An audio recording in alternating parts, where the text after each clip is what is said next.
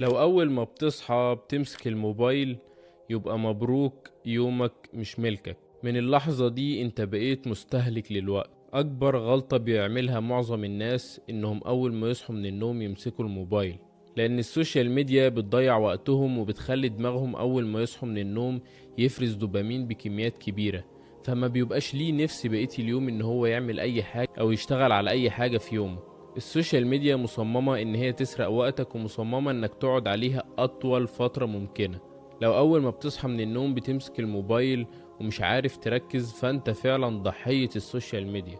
لازم تفوق من اللي انت بتعمله ده قبل ما عمرك يعدي كله على الفاضي بدون اي فايدة. حاول تستبدل الساعات اللي ضايعة من عمرك دي في حاجة تنفعك، واحذف التطبيقات اللي بتضيع وقتك دي بدون فايدة. لازم تعرف ان الوقت ده من اسمن واغلى الحاجات اللي في ايدك، اللي انت مش واخد بالك منها، والقرار في ايدك عشان الوقت اللي هيروح مش هيرجع.